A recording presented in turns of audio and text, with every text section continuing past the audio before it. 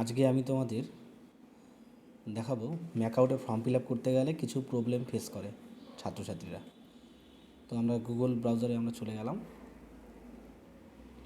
চলে যাওয়ার পর এখন আমি এই স্টুডেন্ট এরিয়াতে এসে আমরা ইউজার নেম আর পাসওয়ার্ডটা দেবো। তো এখানে আমি বলে রাখি, ইউজার নেম হচ্ছে তোমাদের যে রোল নাম্বার, সেই রোল নাম্বারটা ইউজার নেম বা ইউজার আইডি, আর পাসওয়ার্ড হচ্ছে সাধারণত এটা তোমাদের মেইলে এসেছে, সেই পাসওয়ার্ডটাই তোমাদের এখানে দিতে হবে। যদি কারো মেইল না এসে থাকে তাহলে ফরগেট পাসওয়ার্ড করে ইউজার আইডি দিলেই সেই পাসওয়ার্ডটা তোমরা নিজেদের মতো করে দিতে পারবে।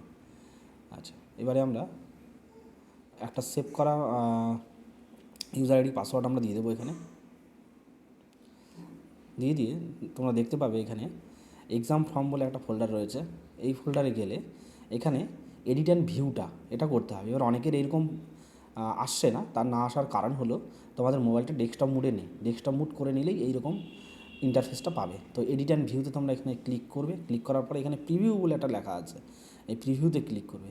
প্রিভিউতে ক্লিক করার পর যদি কারো এইরকম ইন্টারফেস আসে যে your form is not released by your college, তাহলে বুঝতে হবে তোমার ফর্মটি এখনও পর্যন্ত কলেজ ভেরিফাই করেনি। তো যেহেতু একবারে সবার ফর্মটা ভেরিফাই করা যায় না, তাই এক এক করেই ফর্মটা ভেরিফাই কলেজ করে। তো এটা তোমাদের কলেজের সঙ্গে কথা বলার কোনো আপাতত প্রয়োজন নেই, মানে ফর্ম শুরু হওয়ার 1-2 দিনের মধ্যে সাধারণত কলেজ সবার ফর্মটা রিলিজ করে দেয়। তারপরেও যদি না হয় তাহলে তোমরা কলেজের সঙ্গে অবশ্যই যোগাযোগ করতে পারো।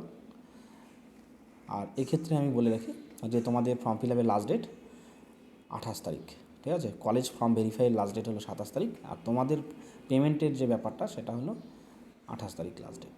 এর মধ্যেই ফর্মটা ফিল আপ করে নিতে হবে।